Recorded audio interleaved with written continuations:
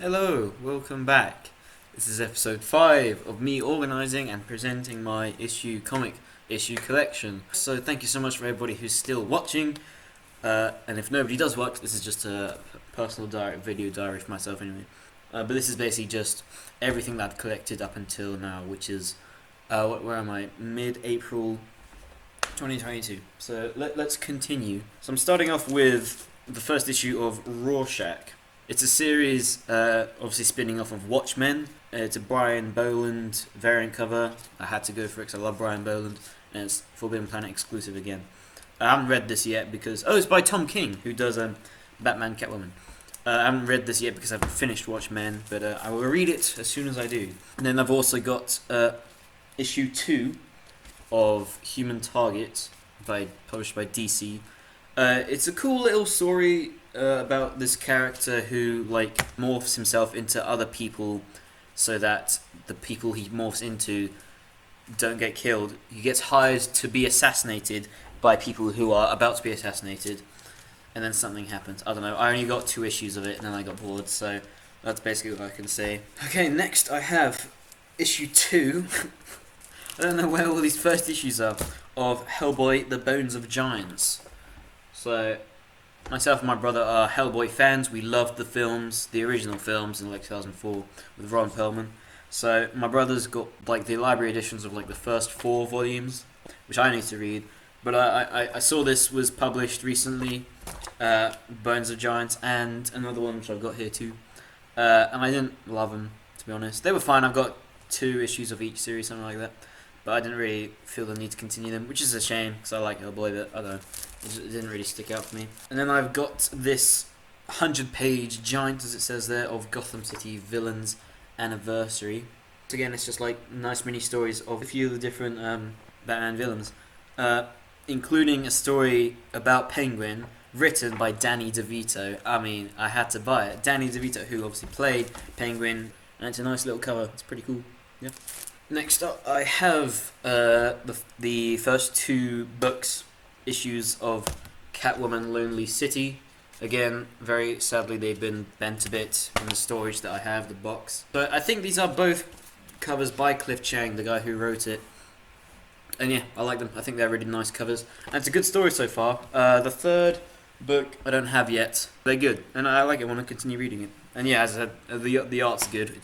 It's about an older Catwoman after Batman's dead again, something like that.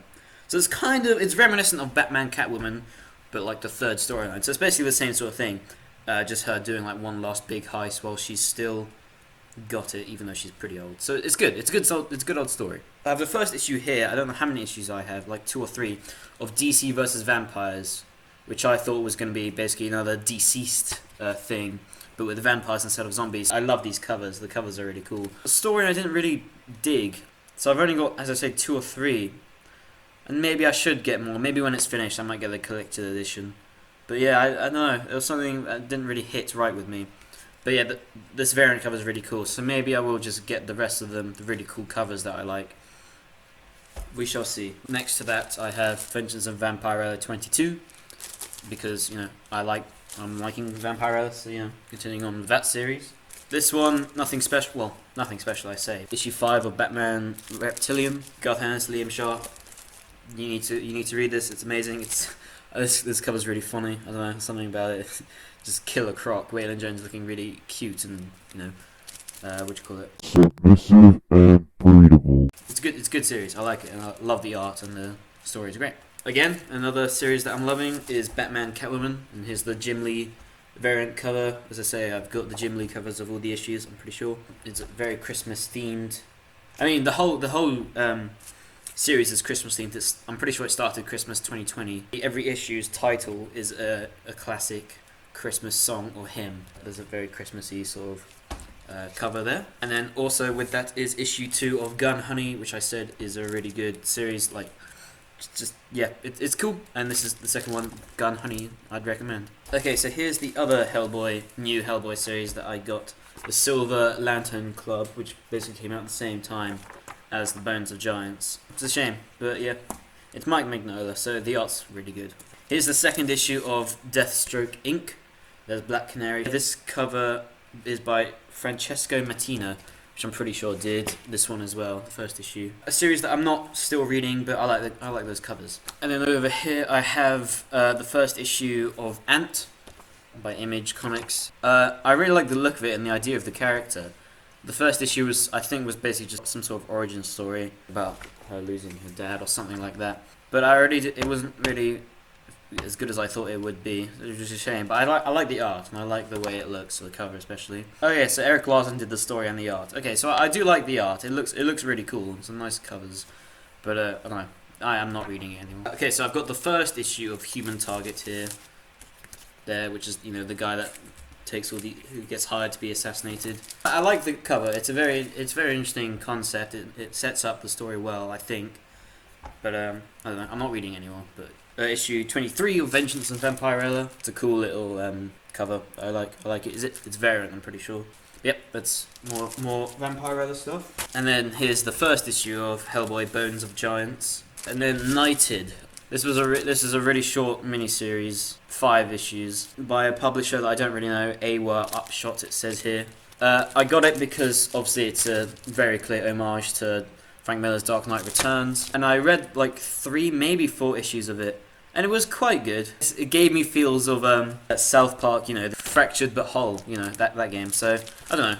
I liked it, but I didn't feel the need to finish it, which is a bit of a shame. But yeah, so that's cool. It's a great cover because of Dark Knight Returns. And then here's the 4th and I believe final issue of Cherry Blackbird, the 18+ Black Caravan Scout Comics series that I like. It says at the end of this there is a 5th one, but I don't think I have it or have read it. But yeah, so good series. If I do find the rest of the issues, I probably will get them. But yeah, I like it. I like Cherry Blackbird, and the cover's nothing amazing, but it's a good series. See, that's why we like digging through these things. So I'm reminded of a series that I started, but I've lost. I don't know where it is, but it's Guillaume March's Laura and other stories apparently. But I like Guillaume March because of Carmen and all the art he's done for Gotham City Sirens and the Joker. I think I have the 2nd issue as well, but I don't know what's happened to the other ones. Then I have the first issue of What's the Furthest Place from Here by Image Comics. It's really thick. I like the concept of it. It's sort of like Lord of the Flies in a post-apocalyptic place. I like the cover. All the covers are basically like this. I like the title, and it's just some derelict building that these kids are hiding in each issue, I guess. But as I say, I've only got the 1st and maybe 2nd issue because I didn't get hooked, and this really shows my character, I guess, my patience with reading and stuff. Some more Vampire Verse, issue 3. This is cool. As I say, all the covers are like different types of Vampirella that they find in the multiverse. And yeah, that's the one there. Pretty cool. Okay, cool. So I have the first issue of Dark Knights of Steel by Tom Taylor. Yeah. It's a really cool idea for a series. It's about Batman, Superman, and most of the DC in medieval times, and it's a really cool story. Yeah, it's good. Dark Knights of Steel. I like it. Then we have issue 2. Yes. Of Arkham City: The Order of the World. I didn't finish reading this series, but it was alright, and I thought the cover was pretty cool. I got this one shot of the Batman Fortnite Foundation thing with Dwayne Johnson there. Because of Batman Who Laughs was a skin in Fortnite, it ended on another sort of cliffhanger thing. I don't know. It was fine. I just wanted it for the code. Because Batman Who Laughs is sick, and he's in this. So. Okay, next up I have the 9th Joker issue, and it's there. That's what it is. It's him with a crowbar, and if you know about Joker with a crowbar, you know. Yep, another good issue. This is when you've got the female Bane, who's pretty cool. She's called Vengeance or something. Yep, Joker 9, great series. And I have another Alien issue. This is issue 8. It's very floppy. And it's a really cool cover, very sinister cover, and it just goes well with what's going on in the story. Moving on is Vampirella 25, and I think 25 was either the end or the beginning of it was the end of the Red Mass arc, and I think it ends with some sort of wedding, as I can see by the picture. But I got this cover for pretty obvious reasons. It's an homage to Alex Ross's cover of Batman Harley Quinn.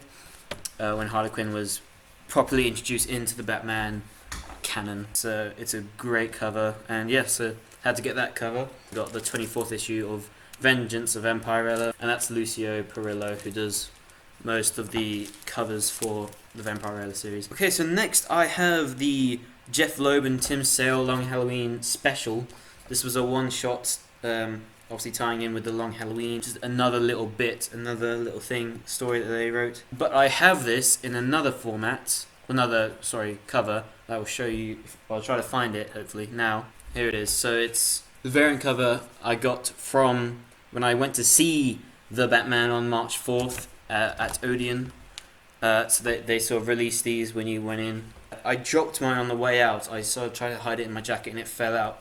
So I dropped it and I might have stepped on it, but it actually seems pretty flat now. It's a really cool cover, promotional for the Batman film. Next is issue 3 of Gun Honey. It's her taking some pistol out of her fridge and there's a cat there. Good series. I liked it. Stephen King liked it as well, as it says at the top there. Ed Brubaker, you know. It's cool. I like it. Here I have something by Jeff Lemire, and Dustin Nguyen, I think.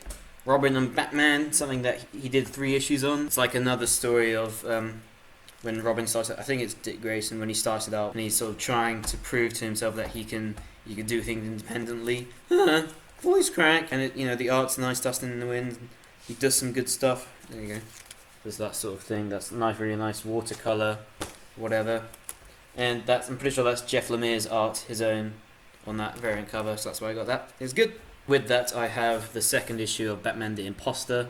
I don't really recognize the creators behind this one, the author or the writer or the colorist, whoever. That's issue 2 of a 3-issue mini-series that I liked. It's good. More good series. I have Batman Reptilian there. It's a nice little cover. It portrays exactly more or less what happens in the issue. This is the last one. This is the final of Batman Reptilian by Garth Ennis and Liam Sharp. A great little series that I really liked, really enjoyed. Love the art. As I say, it reminded me a lot of Arkham Asylum. And with that, I have the 2nd issue of DC vs. Vampires. I don't love the title. I think Deceased was way more creative, being that is with zombies, but DC vs. Vampires. Yes, that's what it is. It is the whole of DC versus a whole bunch of vampires.